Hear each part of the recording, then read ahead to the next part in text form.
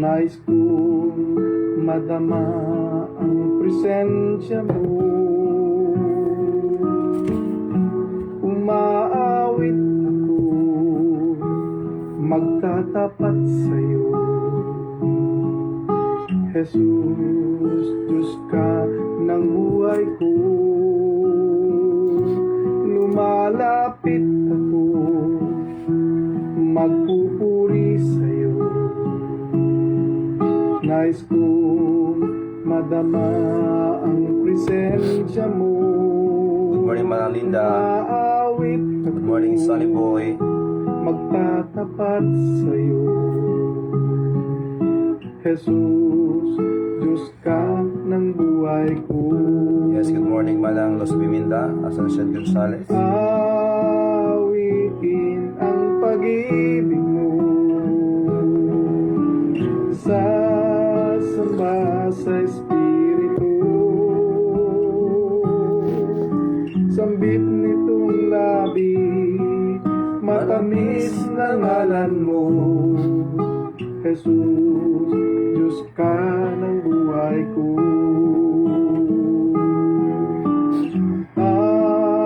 Awitin ang pag-ibig mo, sasamba sa Espiritu. Sambit nitong labi, matamis na ngalan mo. Jesus, Diyos ka ng buhay ko. Lumalapit ako, magpupuri sa'yo. Nais kong madama ang presensya mo. Umaawit ako, magtatapat sa'yo. Good morning, Uncle Arnel Valeriano. Jesus, Auntie Elena. Diyos ka ng buhay. Of course, kay Ma'am Telma, harap pala ko na din ako. Then po sa Pinili, magandang umaga po sa inyo. Magpupuri sa'yo. Nais kong madama ang presensya mo. Umaawit ako, magtatapat sa'yo. Jesus, Diyos ka ng buhay ko.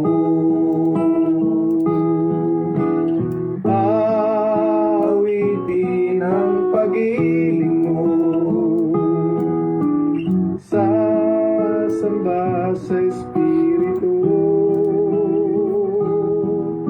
Sambit nitong labi, matamis na ngalan mo. Good morning, David, Asuncion Maninga Senior. Kay Sally, good morning. And of course, kay Sermina Pascual, magandang umaga po sa inyo.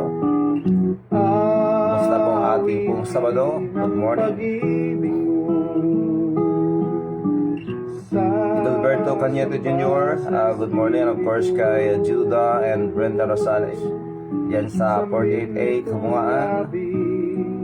Magandang umaga and peace be with you all, mga kakape. Diyos ka ng buhay ko. Jesus, Diyos ka ng buhay ko. Jesus, Diyos ka ng buhay ko.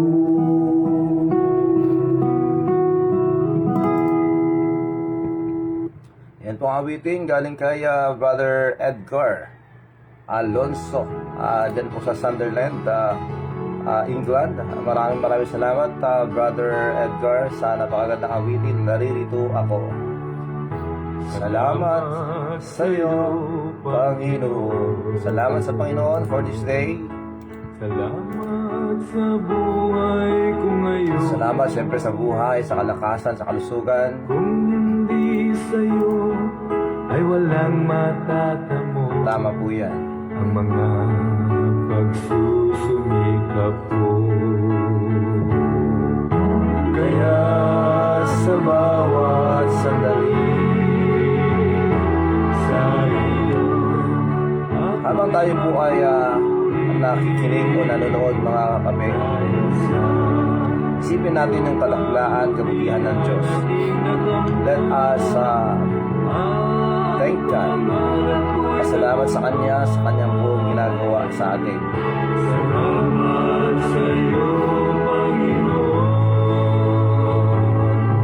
Salamat sa buhay ko ngayon. Yes, Jenny, dyan sa Dubai. Ito, magandang umaga. And of course, magandang gabi dyan. Kay Manong Rizalito Lopez, good morning. Kay Ma'am Flores, American Ted Maningas, kay Ate Merling, lahat kayo dyan sa Pasig City, good morning. Kay Christy Buena Vista, ayan, magandang umaga sa Christy. Ingat po tayo palagi. May God bless us all.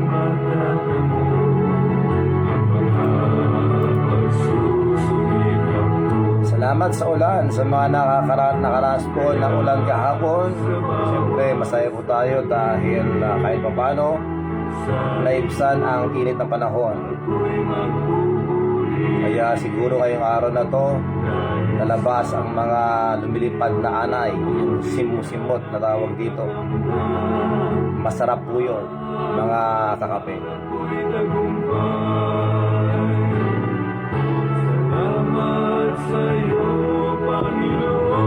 Yes, salamat sa Panginoon, maraming salamat sa Kanya. Amen. At kailanman sa'yo ay hindi magbibitaw.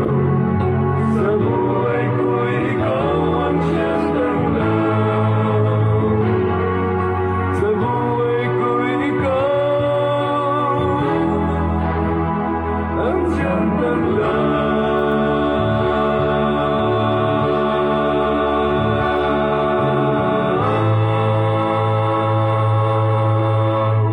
Ayan po ang awiting salamat sa iyo, Panginoon.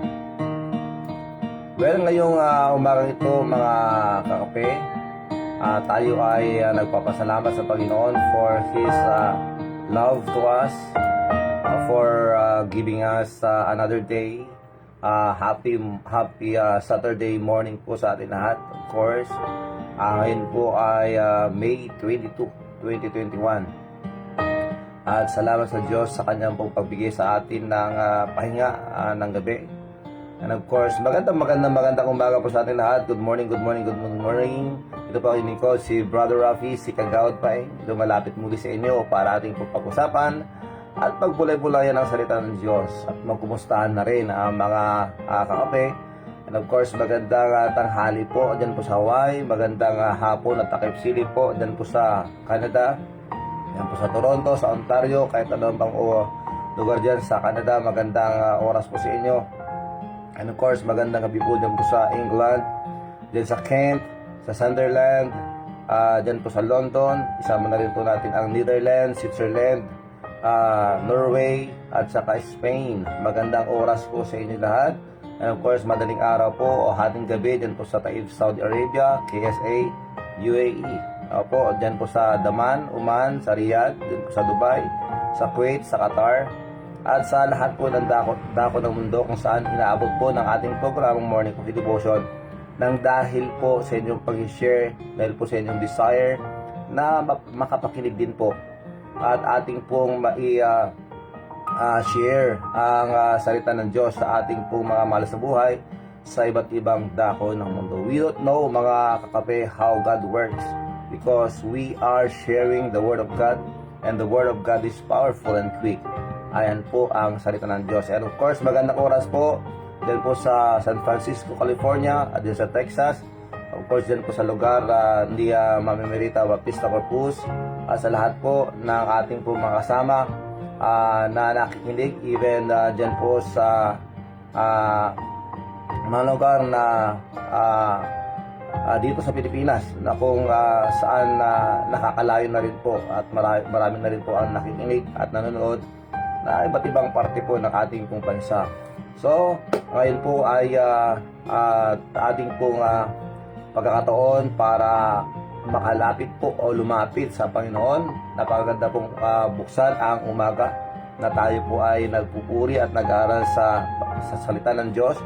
And of course, napakaganda rin po na isara ang araw bago matulog na ating pong pakinggan ang salita ng Diyos. Kaya ngayong araw na to mga kapel, let us thank God for He wake us up again. Opo, maraming salamat sa Panginoon. Of course, maraming salamat and even good morning to Con Swing Peace and Espino, Brother Romel. Again, ingat ka at saka pagpagaling ka, bro. Salamat po sa Diyos sa araw-araw. Good morning po sa lahat ng ginising ni Lord sa umaga ito. Amen. Ang kabutihan ng Diyos ay palaging sumasa atin sa bawat araw na tayo humihinga pa. Amen. Pagpalain po tayong lahat ng Panginoon na at saka tayo po ay kanyang ingatan sa kumakalat na virus sa buong mundo. Anyway, when it comes to COVID-19, ito nga po ay trend sa bawat isa, mga kakape. But alam niyo ba na mas marami pa rin namamatay sa disgrasya dahil sa pag-inom ng alak kaysa mga naku-COVID, sa mga namamatay sa COVID?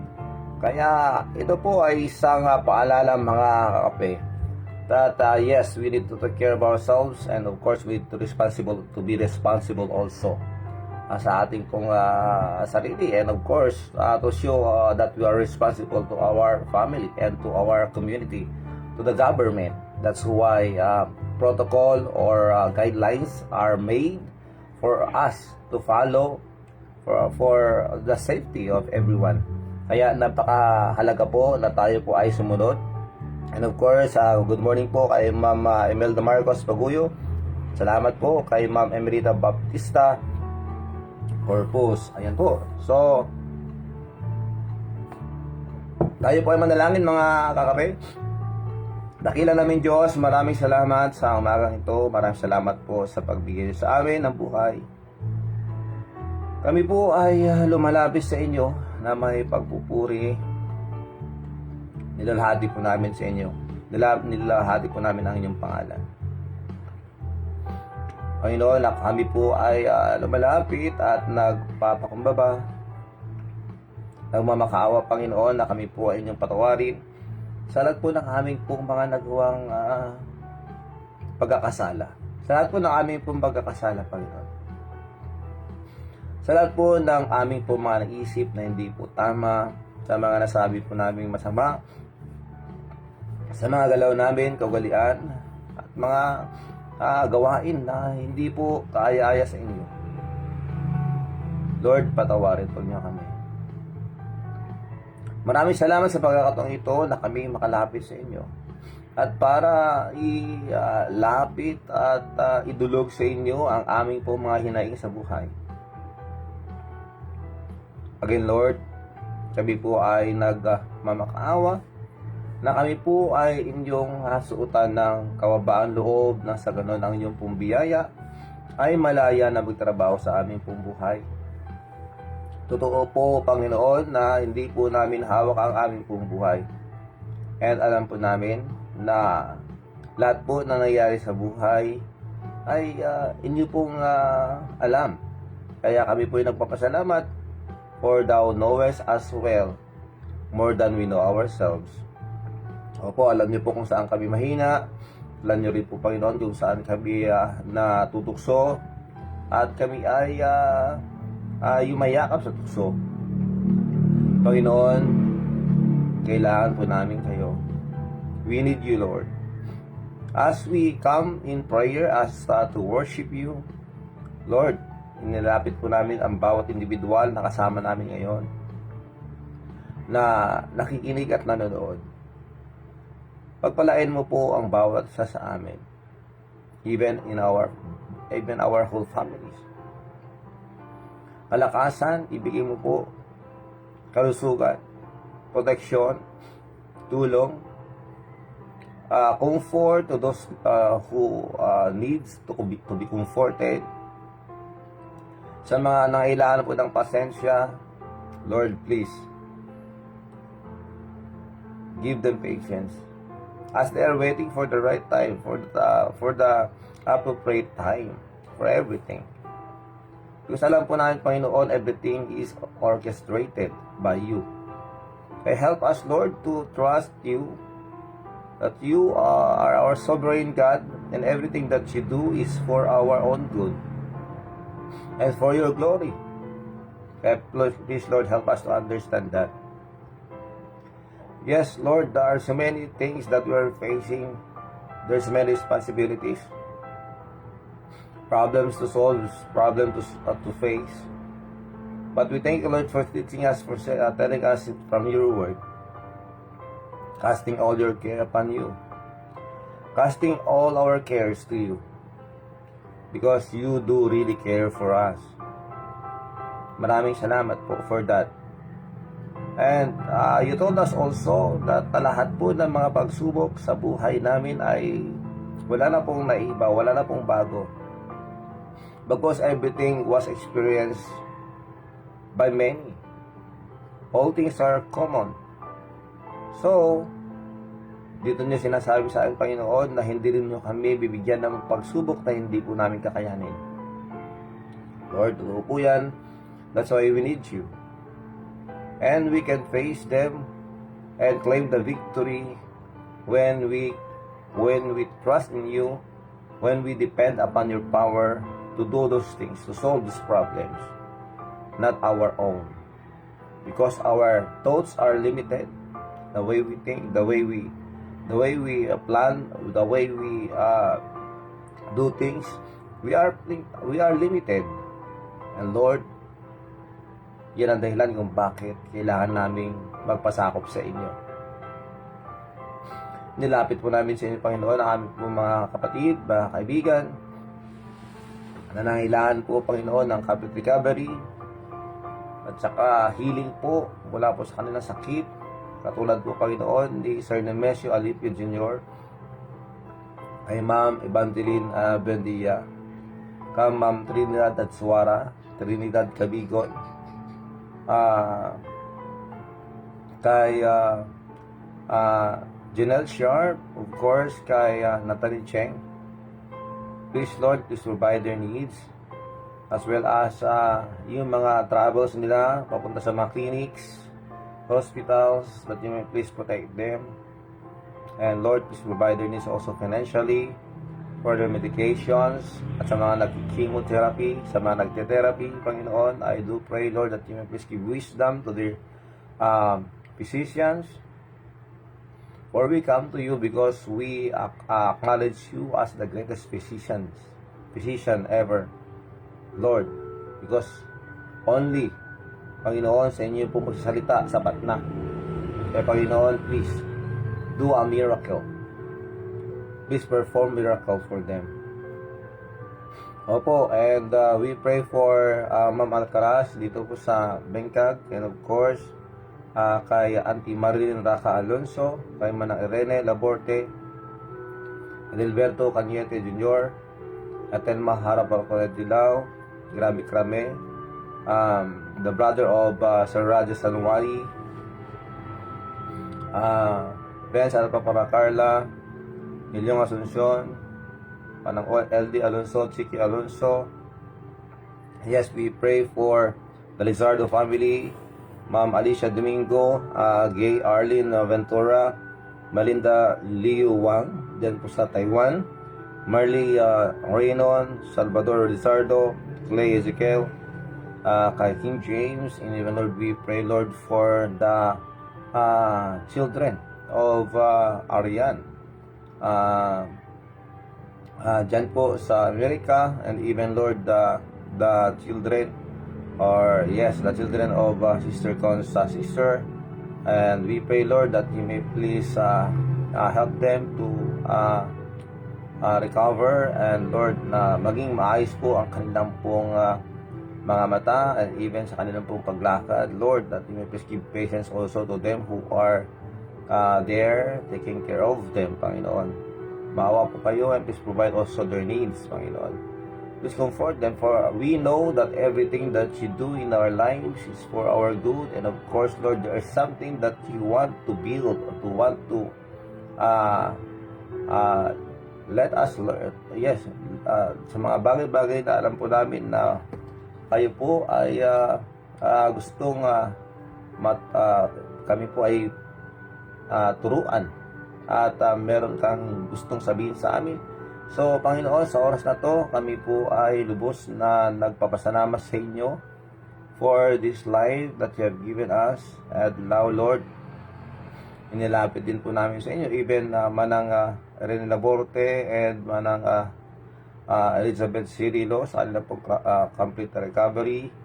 And Lord, sa maraming po mga sa buhay na kailangan po, Panginoon, ng kalakasan, even my mom, that you may please, Lord, strengthen them, Panginoon, and even the family, ang aming pong pamilya, Panginoon, nilalapit po namin sa inyo na sa lahat po na aming po mga hinarap ngayon during this pandemic, GCQ, ECQ, whatever po ng mga protocols na kailangan po namin, Panginoon, na kontrolin ang aming po mga galaw at nilalakaran. And we pray, Lord, that you will provide our needs and give us peace, Lord. Peace sa aming pong mga tahanan. And Lord, kami rin po ay nagmamakaawa sa inyo that you may please work in the life of the son of Cas Florisa Asuncion sa kanyang pong problema sa pamilya, that everything will be well. Please intervene on their family feud. And we pray also for Christina Dilao sa kanyang pong training, the challenge that she is facing right now doon po sa training camp, that you may please give her more patience, that you may please help her also as she desire to be a police woman someday. We pray that you may please bless also their families.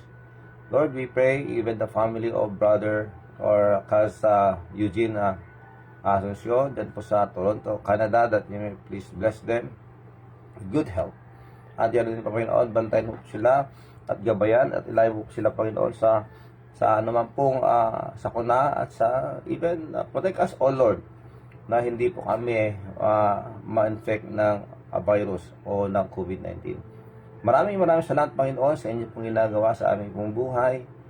We pray, Lord, that you may please continue to bless and to work in the life of the frontliners, the APORs, mga sundalo, mga kapulisan, opo, even in our barangay, the constituents. Please continue to work in their lives. And Lord, ang aming pong gobyerno, that you may please give wisdom and good health to our President, as well as unity and harmony and love, sa Senate, sa Congress. Bless also and give wisdom to our governor and to our city mayor with wisdom, Lord, in every decisions that they will make. And please protect us and give us unity. Lord, help us to pray for one another. Teach us what to pray. Maraming salamat po, Panginoon. Bless also the pastors, the preachers who are preaching your gospel, even the missionaries, that you may please use them, and also please bless their works, the ministries, extension classes, and even their building projects, Lord. Please provide. Maraming salamat po. At ngayon po, nalapit po namin sa inyo ang bawat isa na nanalangin ngayon, that you please listen to their prayers, Lord. Whatever their prayers, Lord, maybe it's a special request and unspoken because they cannot share to us, but they can pray and they will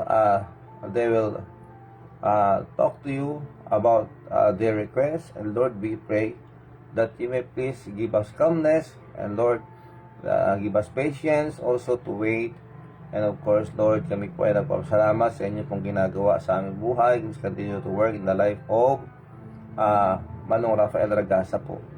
Maraming salamat. Bless each every family na nandito asa sa abroad.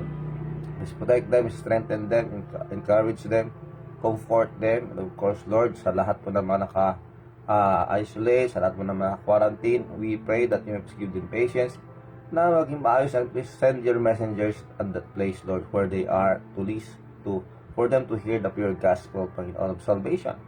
Lord, please give patience also and use mightily my friend as he is quarantined, that you please use him mightily to preach your word to the people there. And please, Lord, gawin po maayos na lahat, and even their families, Lord, who are worried about them. Please, Lord, comfort them also and give them patience. Maraming salamat. We pray all these things. We give you all the glory. In Jesus Christ's name.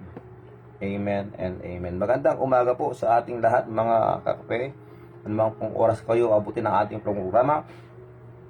Magandang oras po at saka peace be with you all and God bless you. Mag-comment lang po kayo mga kakape and later we will read your comments. So we will proceed now.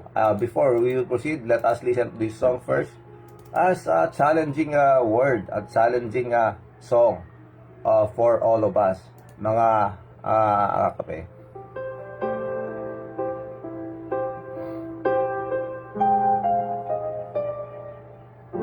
Kailan pa?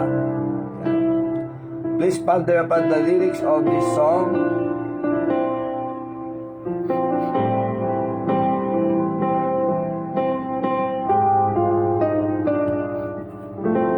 Kailan pa ibibigay ang buhay mo't lakas sa kanya na nagbigay sa'yo ng buhay na wagas? Ang pangalan niyang banal, kailan itatanyag? Kung wala ng pagkakataon at huli na ang lahat. At kung ang araw mo'y lumipas na, makuha mo ba kaya siya ay paglingkuran? Kailan ba kaya maglilingkod sa Diyos? Kung hindi ngayon, kailan pa?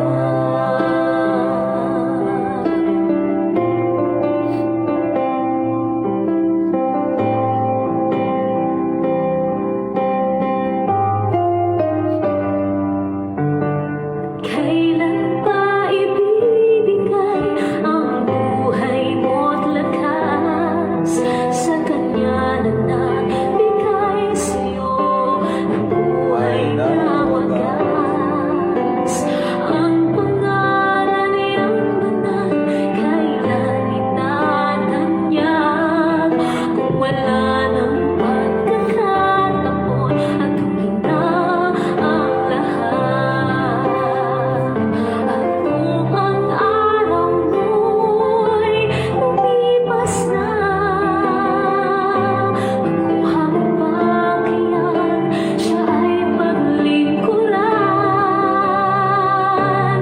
Kailan pa kaya maglilingkod sa Diyos?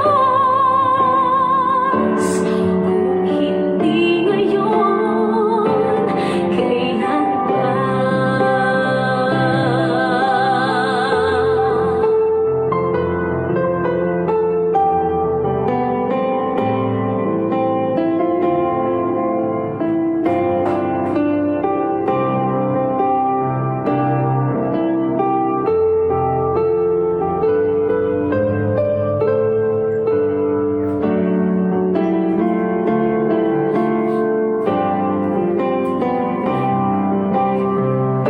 At kung ang araw mo'y lumipas na, makuha mo ba kaya siya ay paglingkuran? Kailan pa kaya maglilingkod sa Diyos? Kung hindi ngayon, kailan pa? At kung ang araw mo'y lumipas na, makuha mo ba kaya siya ay paglingkuran? Yes, good morning, Cash Unit sa Mera Anunsyo. Charles Paul Luis Picio. Kay Manong William Reynon, Uncle Andy Ramos, Mrs. Billy Lago Marcos, Erica Yadaw Bidan, maraming salamat. Of course, kay Luz Rabagon John Asin, salamat. Lorenzo Pascual, Manong Lalin, thank you very much. Cheryl Sampayan, Gary Sampayan, Cas Jepo de Alonso, Leslie Ragos, maraming salamat po. And of course kay Ma'am Guillermo Buenos Diaz po, maraming salamat. Ma'am Emerita Baptista Corpus. Ayan po mga kape, ang isang awitin, challenging and challenge to all of us. Kailan pa tayo magpapagamit sa Panginoon? Ayan po mga kape. So let us proceed po sa ating pong mensahe, sa ating pong paksa na pag-usapan. And we started this yesterday, how to tame our tongue. Ayan. Kailan pa? Ngayon na. Dapat lang po, Ma'am Emerita. Ngayon na ang panahon para maglingkod sa Panginoon. Ngayong meron pa tayong pagkakataon habang tayo ay nagigising pa sa umaga. And we have that strength to do it because the Lord our God is our strength. Amen. Okay, so one of the problems of us, mga problema po natin mga kakape, ay yung ating pong dila, na kung hindi po natin nalalaman yan, kailangan po nating obserbahan ang ating pong mga dila o ang ating pong dila, dahil nga po ito po ay nagbibigay din sa atin ng problema, mas malaking problema at lalalang problema pag hindi po natin nakontrol ito. That's why it's very important for us to learn or to listen carefully about how to tame our tongue, kung paano natin paamuhin ang ating pong dila, dahil ito po ay isang apoy na nakaka-consume po ng isang bayan o whatever, dahil nga po minsan, dahil po sa galing po nating magsalita at hindi po natin iniisip ang ating mga sinasabi, may mga tao po tayo nasasaktan, and even tayo po ay nagkakaroon ng tinatawag na mas marami pang responsibilidad na kung saan kailangan nating ayusin. Ayan po mga kakape. So yesterday po we started about this, and yes, how can I learn to control my tongue? And these are the keys, and we need to take responsibility in every words that we're going to say. Okay? Now, ang sabi po sa Ephesians chapter 4 verse 29, let no corrupt communication proceed out of your mouth. Wala sanang lalabas sa ating pong mga bunganga, sa ating pong mga dila, na mga salita na corrupt. Ayun po, yung mga masama, yung mga may halong paninira or whatever na masasama po na mga salita na lalabas po sa ating pong mga dila o sa ating mga bibig. Dahil nga po, kailangan daw nating magkaroon ng salita na kung saan nakakatulong po sa kapwa sa ating paglago, to build up one another, not to destroy or not to demolish one another. When we say demolish, parang demolition ba, na pag yung ginigiba yung isang building, kasi we are talking about edifying, building up. It's every one of us. Hindi sana tayo mga gamit ng kalaban na to ibagsak ang mga kapatiran po natin o mga kamag-anak at mga kilala natin. Dahil ang ating pong bibig, ang ating pong dila ay napakadelikado po pag hinayaan lang natin, dahil nga po ang mga nasa utak po natin, ang mga pinapasok po natin sa ating utak, sa lahat po ng pumapasok sa ating utak ng mga bagay-bagay na kung saan ito po ay ating pong iisip, madalas yan po ang nilalabas ng ating pong mabibig. Kaya napakahalaga po, dahil it corrupts really our thinking when it comes to things that we hear and we read.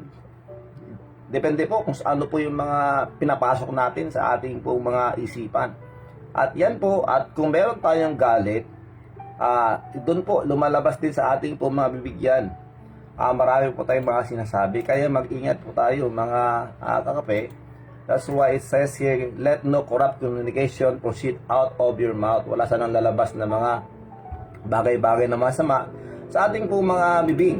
And yesterday we started it by this point, let us consider these keys for taming the tongue or our tongue. Itong susi para po makontrol po natin ang ating pong mga dila. Dahil nga, ang sabi po ng Biblia, hindi po natin kayang paumuin na tayo-tayo lang.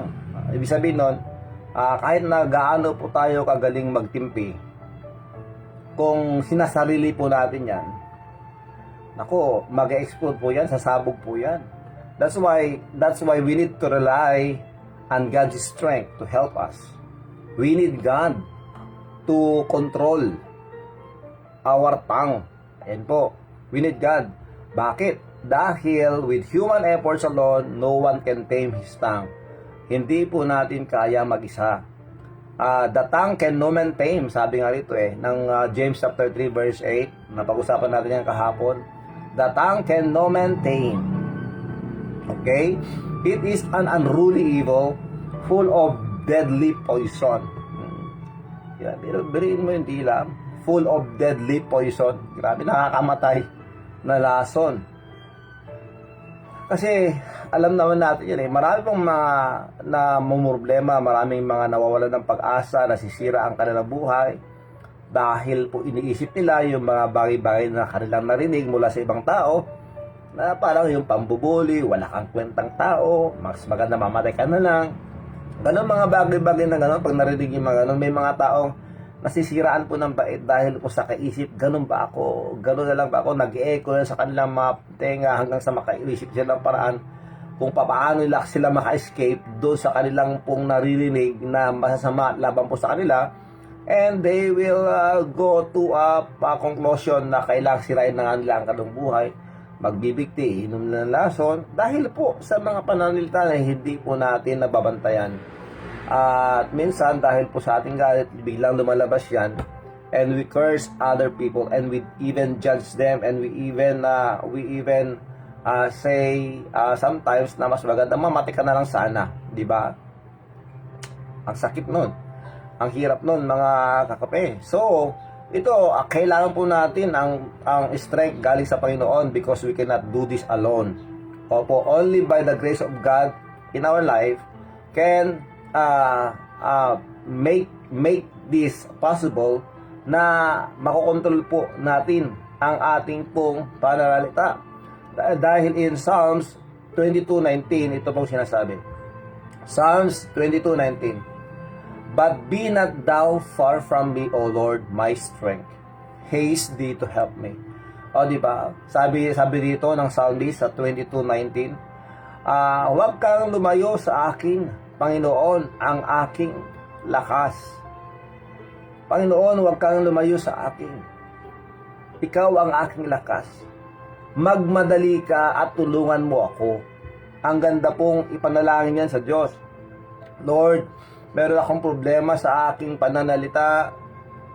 Hindi ko napipigilan ito.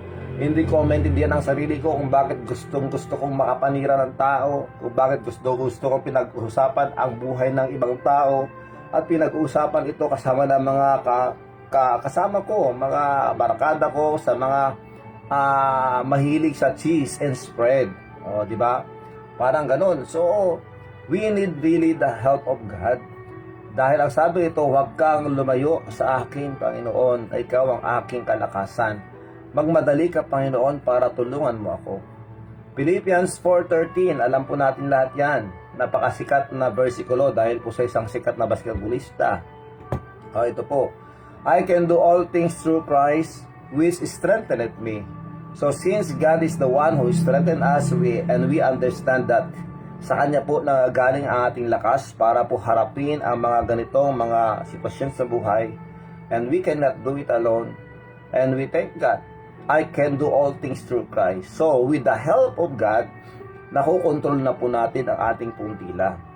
Meron nga kasabihan na ganito, before you talk, think. O, diba? Sabi nga ng iba, exads yung sinasabi ng iba, think a million times before you talk. Grabe naman yun. A million times. hindi ko mag-gets yun. Anyway, totoo po yun, kailangan po nating mag-isip. Let us think about stop, look, and listen. O, di ba parang gano'n? Stop ka muna, isipin mo, and then, i-observe mo ang iyong motibo, ang inyong temper, ang inyong emosyon. At kung alam mo na ang lumalabas ay because of our indignation, yung galit o puot, naku, huwag ka na naman magsalita, just close or shut up. O, di ba? Just shut up.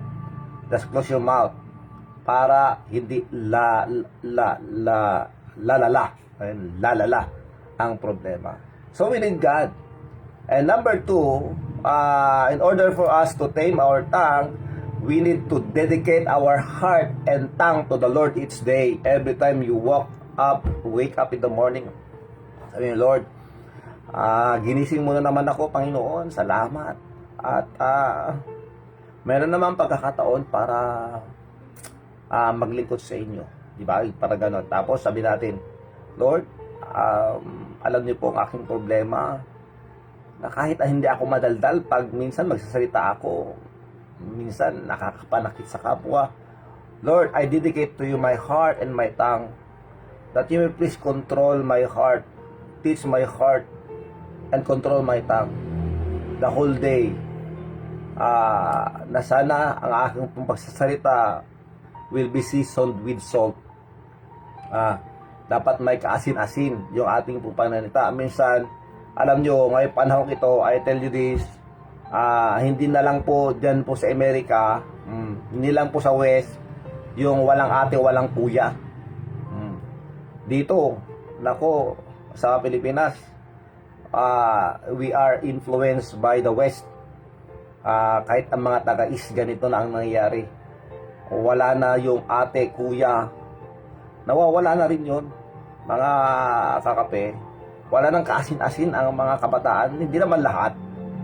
Hindi ko nila lahat, pero napapansin ko, nagiging nawawala na po yung kaugaliang Pilipino na magalang. Alam nyo, ayan ang nakakalungkot. It's because of high technology, because of sa mga bagay-bagay. Na alam nyo, minsan ang Pilipino naman kasi, dahil West ang pinag-uusapan, gaya-gaya po tumaya. At ayun, pati ugali na gagaya na rin, pati mga pagsusuot ng mga pananabit, o di ba? Ganyan, dahil uso, sinusunod na. Yan.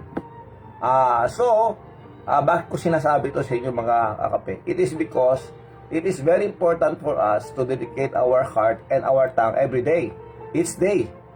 As we begin the day, Lord, please, nandito naman ako, buhay na naman ako. Thank you, and I dedicate to you my heart and my tongue. Please, Lord, para hindi pa ako makapanakit ng kapwa. Kaya nga, sabi, we are facing new circumstances and new conversations every day. Opo, totoo po yan. Conversations, pwedeng text, pwedeng chat, pwedeng video call, pwedeng tawag, pwedeng face-to-face, ganun. Pwedeng sulat, communication, conversations. And if we are not careful about that, and if we not dedicate our heart, because magsimula po sa puso yan eh. When I say heart, we are not talking about this heart that is pumping blood, okay? We are talking about our minds, our brain, our computer. Dahil kung anong pumapasok po sa ating computer, sa ating pong isipan, yun din po ang lumalabas sa ating pong mga bibig. That's why we need also to guard our minds as we guard our tongues with the help of God. Okay? Ang sabi po ng Psalms 19:12, ang Psalms 19:14, ito pong sinasabi, mga kakape. Sa Psalms 19:12, ay 19:14, bakit 12 ang 12? Psalms 19:14, ito sinasabi, let the words of my mouth and the meditation of my heart be acceptable in thy sight. O, di ba? Nasa lahat, Panginoon, sana ng mga lumalabas sa aking bibig, sa lahat po ng mga tumatakbo sa aking isipan, sana, Panginoon, lahat ng ito ay katanggap-tanggap sa inyong harapan, sa inyong palingin. Lord, O Lord, my strength and my Redeemer. Ito po yun ang sinasabi rito. Sana, Lord, lahat ng lumalabas sa aking bibig at lahat ng tumatakbo sa aking utak ay maging kaaya-aya sa inyo. Yan ang sinasabi ng psalmist dito sa Psalm 19:14. That's why every day we need to dedicate our heart and our tongue. Opo. Dahil napakahirap pong kontrolin yan, lalo na pag meron tayong tinatawag na anger o wrath, di ba? Pag meron po tayong indignation, yung indignation yung grabe, malalim na salita, ganoon din kalalim yung pinaghuhugutan ng galit. Yung pong ibig sabihin na indignation. Yung maaari kung pwede, papatay ka na dahil sa galit. Nang dahil dyan, naging incredible hook ka, nandidilim ang iyong paningin, hindi mo na nakontrol ang lumalabas sa bunganga mo, yan. Alam nyo ba na sa pananalita pa lang, mapapatay na natin ang tao? Because, when a brother say, I hate you to his brother, pag sinabi mo kung galit ako sa iyo o I hate you, you are already a murderer in the sight of God. It is in the book of 1 John. Nandyan po yun. He that hated his brother is a murderer. Yan po ang sabi ng Diyos. Kaya, mag-ingat po tayo. Kung galit ka, mas maganda na lang huwag ka na magsalita. I-isolate mo lang yung sarili mo. Humingi ka ng malalim. Take in, breathe out. Hanggang sa kakalma ka. With the help of God, you pray immediately. Because that is an emergency situation of life. Anger. Opo, mga kakape. So, number 3, ano kailangan natin gawin? Put your heart in tune with God's Spirit by daily reading His Word.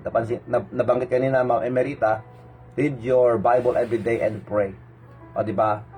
Put your heart in tune na ang ating pong puso ay ayon sa Espiritu ng Diyos sa pamamagitan ng pagsasalita,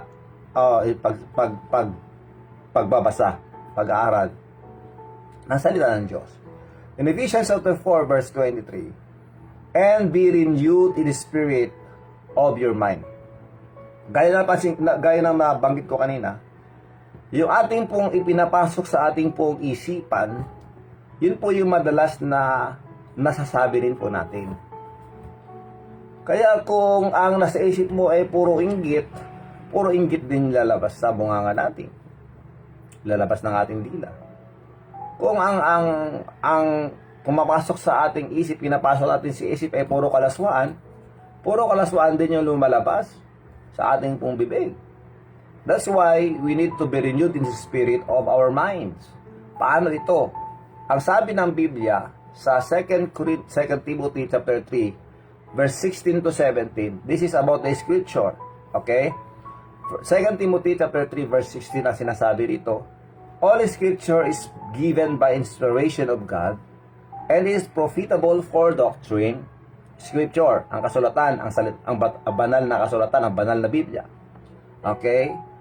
Is given to us that we may learn doctrine, reproof, correction, instruction in righteousness. Bakit? That a man of God may be perfect and truly furnished unto all good works.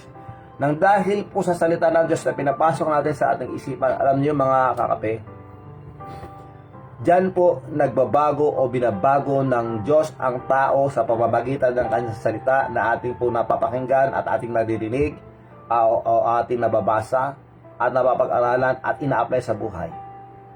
Pero tandaan natin to, kahit na lagi kang nakikinig ng salita ng Diyos, kung wala kang tunay na relasyon sa Panginoon, hindi ka mag-grow. Dahil we need to be a child of God first before we can grow. And how can we become a son of or daughter of God?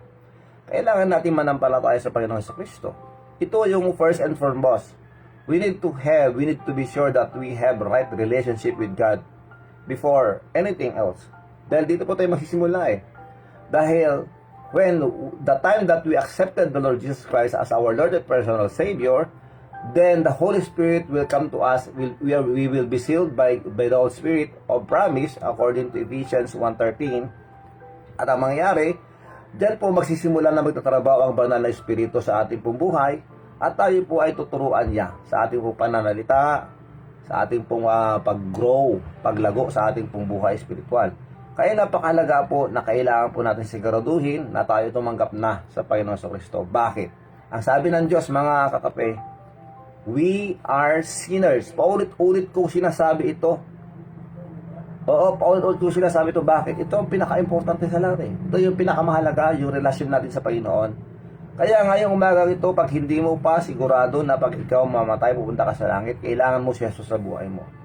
Dahil si Jesus lang ang tanging daan, siya ang katotohanan na siya ang buhay.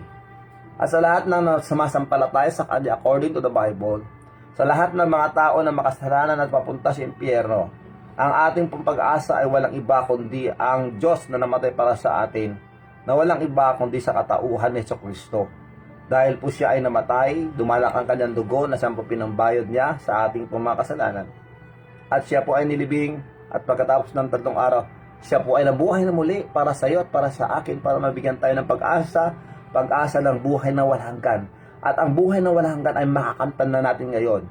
We may all expire here on earth, but our life eternal, we will enjoy it there with the Lord, with the presence of the Lord. Tayo po ay makakapiling ang Diyos. Makakapiling po natin ang Diyos sa kabilang buhay dahil po sa ating pananampalataya sa Kanya. Kaya ngayong umagang ito, I am inviting you to please pray with me. If you mean it in your heart na gusto mo tanggapin si Jesus para ikaw magkaroon ng tunay na relasyon sa Panginoon, why not pray with me? Ang sabi ng Diyos, sa lahat na nagsitanggap sa Kanya, ay binigyan niya ng karapatang maging anak ng Diyos. First John 1:12, nandiyan po yan. So, would you please pray with me? Sabi mo sa Kanya, Panginoong Jesus, ako ay makasalanan at mapaparusaan sa impyerno. Panginoon, kailangan kita.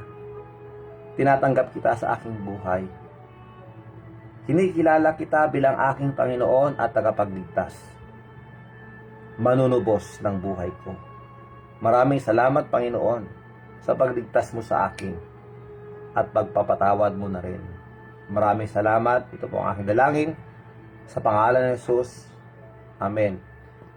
If you prayed that with all your heart, totoo rin po at ating mapanghawakan ang mga pangako ng Diyos. Ang pangako ng Diyos na tayo po ay Kanyang iligtas at tayo Kanyang maging anak. Then we have the genuine relationship with God. And by that, the Holy Spirit of God is in us and He will teach us into all truth. And now, paano natin makontrol ng ating dila? Una, kailangan nating humingi ng tulong galing sa Panginoon because we cannot do it alone. Pangalawa, we need to dedicate our heart and tongue to the Lord each day. Kailangan nating isuko sa Kanya ang ating puso, ang ating pong dila. We need to, kailangan natin magpasakop sa Kanya. Number 3, kailangan ang puso natin ay ating pong ready o yung ating pong mailagay kung saan ito po ay naayon sa salita ng Diyos by reading, by meditating upon the words of God. So, renewing of our spirit every day. Kailangan po nating laging ma-renew ang ating kaisipan sa pamamagitan ng pagpasok ng salita ng Diyos, pag-input ng salita ng Diyos sa ating pong utak. Pang-apat, siyempre, papakinggan natin, ating pong tatanggapin ang salita ng Diyos. Not only that, not only listening and not only reading, but we need to meditate on it. Kailangan natin i-meditate. Ano ibig sabihin ng meditation? Ito po yun eh. Ang best example po ng word meditation ay yung mga baka, cow. Okay, yung mga baka. Paano? Ang mga baka, pag pinastro po yan, nilagay po pag pinakain po yan, kakain ng kakain. Pagtapos, pag yung magpapahinga na siya, nakaupo yan o nakahiga, whatever, kung anong tawag mo doon, basta nagre-relax siya. Habang nagre-relax yung baka, mapapansin mo, ngumunguya, nagme-meditate, okay? Chewing the cud. Ninunguya po niya yung mga nakain niya, tapos lulunukin. Tapos mamaya, mailalabas ulit. Tapos tutulunok na naman. Ibig sabihin lahat ng mga na-consume niya, sinisigurado niya ang ginigiling para lahat ng nutrients ay mapupunta sa kanyang katawan. Kaya nga malakas yung mga buto ng mga hayop na yun eh. Mga baka.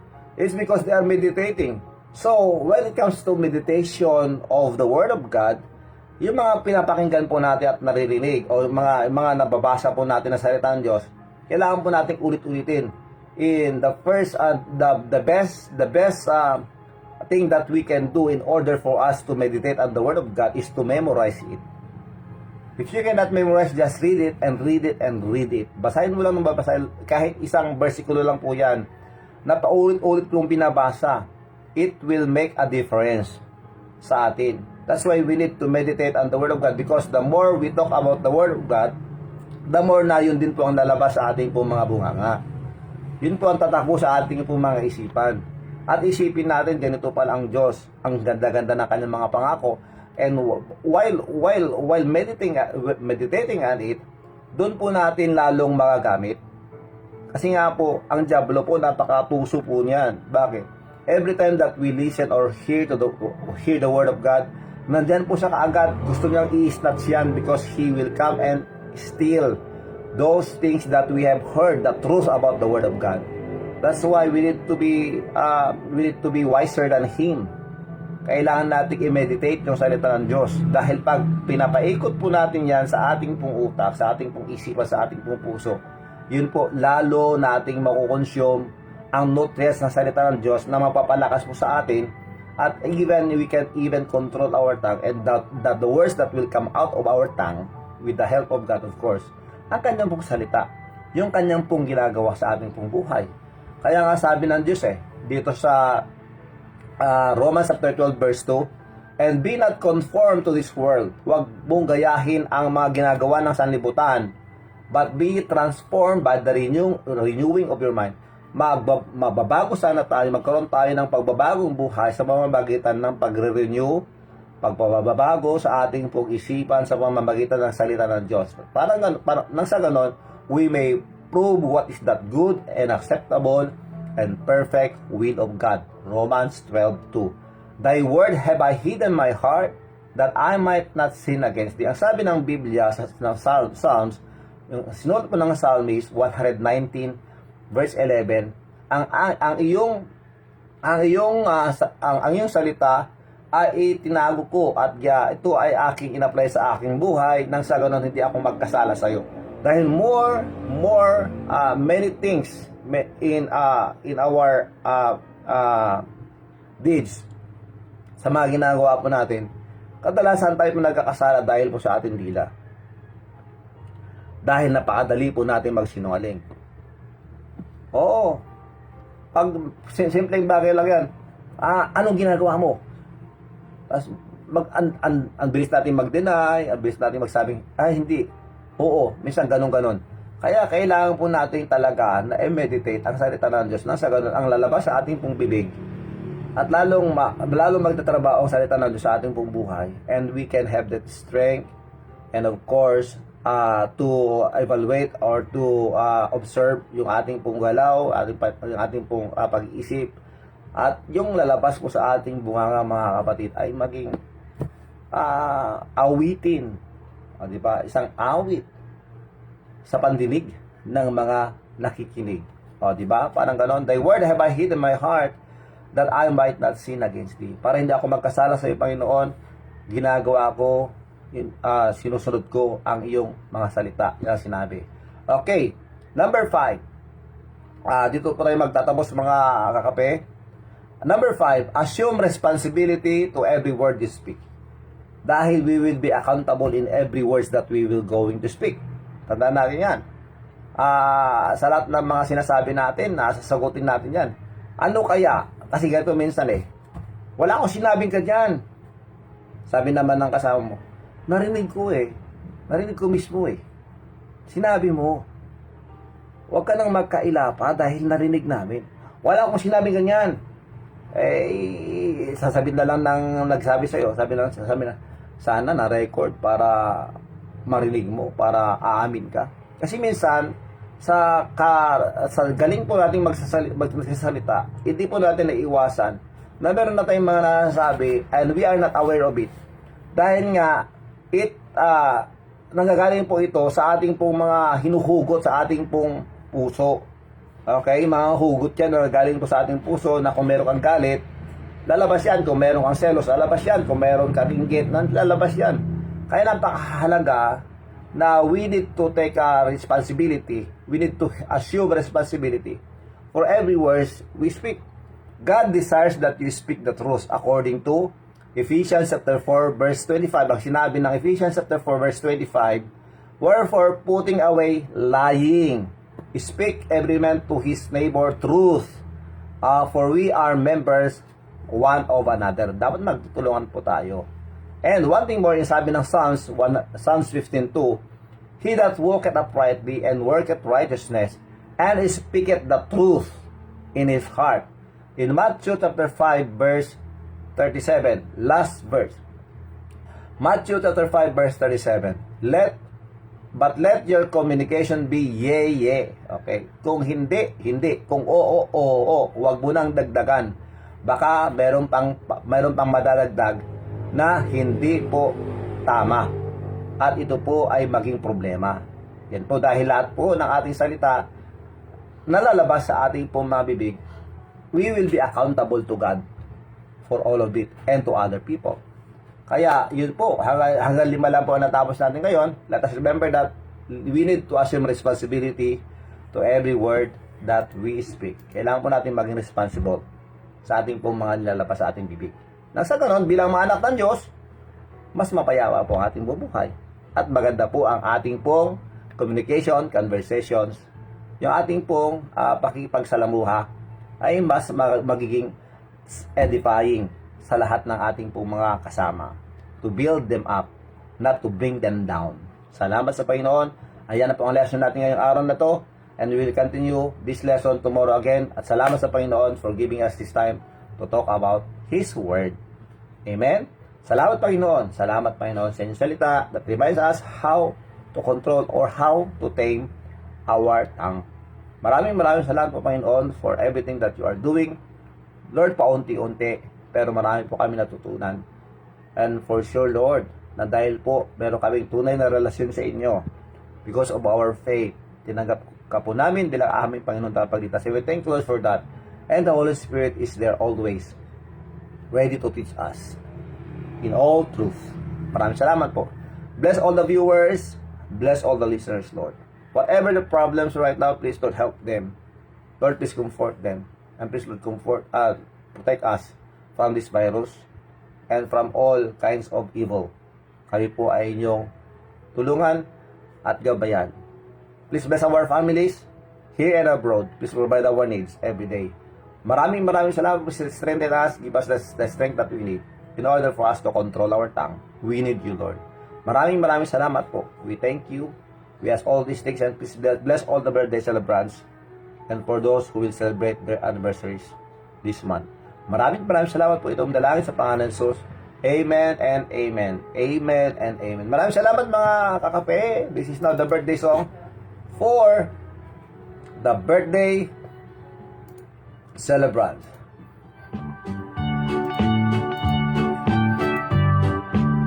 Update 417 active cases in Ilocos Norte.